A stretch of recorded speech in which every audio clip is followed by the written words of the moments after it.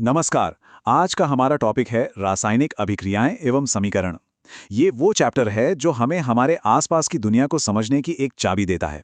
तो चलिए इस पूरे चैप्टर के जो भी मेन पॉइंट्स हैं ना, उन्हें फटाफट और अच्छे से समझते हैं ताकि एक एक कॉन्सेप्ट एकदम क्रिस्टल क्लियर हो जाए।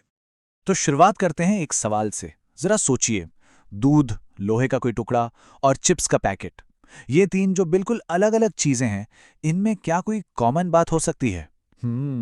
इसका जो जवाब है ना, वही आज के इस टॉपिक का पूरा सार है। जी हाँ, ये सब की सब केमिकल रिएक्शंस के ही तो उदाहरण हैं। दूध का खट्टा होकर फट जाना, लोहे पर वो भूरे रंग का जंग लगना या फिर कोयले का जलना, ये सब वो जादू हैं जो हर पल हमारे आसपास हो रहा है। और ये कोई चमत्कार नहीं, बल्कि प्योर साइंस है। तो अब इस जादू को थोड़ा और करीब से समझते हैं। आखिर ये रासायनिक अभिक्रिया या केमिकल रिएक्शन है क्या, और हम इसे साइंस की भाषा में लिखते कैसे हैं? चलिए देखते हैं।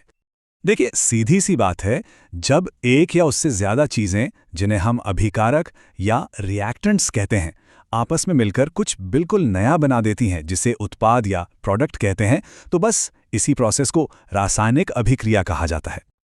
अब इन रिएक्शंस को लिखने का भी एक खास तरीका होता है, जिसे हम केमिकल इक्वेशन या रासायनिक समीकरण कहते हैं। जैसे ये देखिए, जब मैग्नीशियम यानी Mg ऑक्सीजन यानी O2 के साथ जलता है तो वो मैग्नीशियम ऑक्साइड MgO बना देता है। ये इक्वेशन हमें यही पूरी कहानी शॉर्ट में बता रही है। लेकिन यहाँ एक बहुत जरूरी सवाल उठता है, जो अक्सर एग्जाम्स में भी आता है। हम इन इक्वेशंस को बैलेंस करते ही क्यों हैं? मतलब, पिछले समीकरण में Mg और MgO के आगे वो दो क्यों लगाया? इसके पीछे एक बहुत ही फंडामेंटल कारण है। और इसका जवाब है द्रव्यमान संरक्षण के नियम का पालन करने के लिए। ये नियम कहता है कि किसी भी केमिकल रिएक्शन में मास को न तो बनाया जा सकता है और न ही खत्म किया जा सकता है। मतलब, जितने एटम्स रिएक्शन के शुरू में थे, उतने ही आखिर में भी होने चाहिए। इसीलिए दोनों तरफ परमाणुओं की गिनती बराबर करना जरूरी है। बहुत बढ़िया। तो अब जब हम बेसिक बातें समझ गए हैं, तो चलिए रासायनिक अभिक्रियाओं के अलग अलग टाइप्स के बारे में जानते हैं। ये कुछ ऐसा है जैसे हम अलग अलग औजारों का एक बॉक्स खोल रहे हों, हर औजार का अपना अलग काम है। सबसे पहले है संयोजन अभिक्रिया या कॉम्बिनेशन रिएक्शन। जैसा कि नाम से ही पता चल रहा है, इसमें दो या दो से ज्यादा रिएक्टेंट जुड़कर कंबाइन होकर सिर्फ एक प्रोडक्ट बनाते हैं। जैसे जब कार्बन C और ऑक्सीजन O2 मिलते हैं तो वो जुड़कर कार्बन डाइऑक्साइड CO2 बना लेते हैं। सिंपल है ना? संयोजन का ठीक उल्टा है अपघटन अभिक्रिया या डीकंपोजिशन रिएक्शन। इसमें एक बड़ा रिएक्टेंट टूटकर दो या दो से ज्यादा छोटे छोटे प्रोडक्ट बनाता है। लेकिन एक बात ध्यान देने वाली है, ये टूटना अपने आप नहीं होता। इसके लिए अक्सर बाहर से एनर्जी देनी पड़ती है, जैसे कि गर्मी, लाइट या फिर बिजली। अब आती है विस्थापन अभिक्रिया या डिस्प्लेसमेंट रिएक्शन। इसे ऐसे समझिए कि एक ज्यादा ताकतवर एलिमेंट A कम ताकतवर एलिमेंट B को उसके साथी C से अलग कर देता है और कहता है हटो यहां से, और खुद उसकी जगह ले लेता है। जैसे जब लोहा यानी Fe कॉपर सल्फेट के सॉल्यूशन में जाता है तो लोहा कॉपर को हटाकर खुद आयरन सल्फेट बना लेता है। अब सवाल ये है कि कौन किसको हटाएगा? इसका जवाब हमें मिलता है इस रिएक्टिविटी सीरीज से। इस टेबल में जो एलिमेंट जितना ऊपर है वो उतना ही ज्यादा रिएक्टिव, मतलब ताकतवर है, और अपने से नीचे वाले को आसानी से उसकी जगह से हटा सकता है। यहां देखिए, लोहा Fe कॉपर Cu से ऊपर है, इसीलिए वो उसे डिस्प्लेस कर पाया। और फिर है द्विविस्थापन अभिक्रिया यानी डबल डिस्प्लेसमेंट। इसे आप पार्टनर्स की अदला बदली की तरह देख सकते हैं। इसमें दो कंपाउंड अपने आयन्स को एक्सचेंज कर लेते हैं। A चला जाता है D के साथ और C चला जाता है B के साथ। ये एक तरह का डबल डिस्प्लेसमेंट है।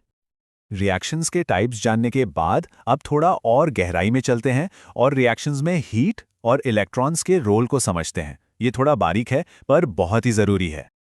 देखिए, कुछ रिएक्शंस में गर्मी बाहर निकलती है, जैसे कोयले का जलना, छूने पर गर्म लगता है।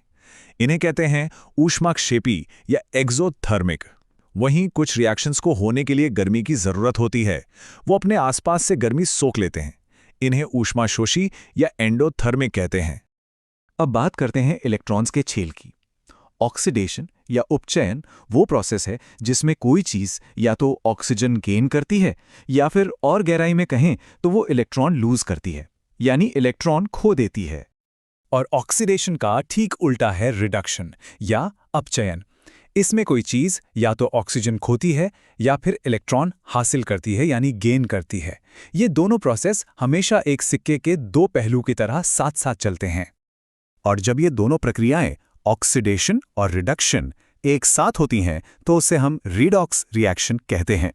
जाहिर है, अगर एक चीज़ इलेक्ट्रॉन खो रही है तो कोई ना कोई तो होगा जो उसे हासिल कर रहा होगा। इसीलिए ये हमेशा साथ ही होती हैं। जैसे जब जिंक कॉपर सल्फेट से रिएक्ट करता है तो जिंक इलेक्ट्रॉन खोकर ऑक्सीडाइज हो जाता है और कॉपर उन्हें इलेक्ट्रॉन्स को लेकर रिड्यूस हो जाता है। चलिए अब एग्जाम के लिए एक बहुत काम की ट्रिक देखते हैं। अक्सर पहचानने को आता है कि किसी रिडॉक्स रिएक्शन में रिड्यूसिंग एजेंट कौन है और ऑक्सीडाइजिंग एजेंट कौन है। इसमें कई बार कंफ्यूजन होता है, पर इसका एक आसान तरीका है। इसे ऐसे याद रखिए, जो चीज़ इलेक्ट्रॉन देती है, मतलब जिसका खुद का ऑक्सीडेशन हो रहा है, वो असल में दूसरे को रिड्यूस होने में मदद कर रही है, इसलिए वो है अपचायक या रिड्यूसिंग एजेंट। और जो चीज़ इलेक्ट्रॉन लेती है, मतलब जिसका खुद का रिडक्शन हो रहा है, वो है ऑक्सीकारक या ऑक्सीडाइजिंग एजेंट। बस ये लॉजिक याद रखना है कि जिसका जो हो रहा है वो एजेंट उसका ठीक उल्टा होता है। अब इन सारी थ्योरी वाली बातों को अपनी रोजमर्रा की जिंदगी से जोड़ते हैं। ये जो ऑक्सीडेशन का प्रोसेस है ना, ये सिर्फ किताबों में नहीं है, बल्कि हमारे चारों ओर लगातार हो रहा है और इसके कुछ अच्छे और बुरे दोनों तरह के असर होते हैं। ऑक्सीडेशन के दो सबसे कॉमन असर हैं संक्षारण यानी कोरोजन और विकृत गंधिता यानी रैंसिडिटी। जब लोहा नमी और हवा के कांटेक्ट में आता है तो उस पर जंग लग जाता है। चांदी काली पड़ जाती है, तांबे पर हरी परत जम जाती है, ये सब कोरोजन है।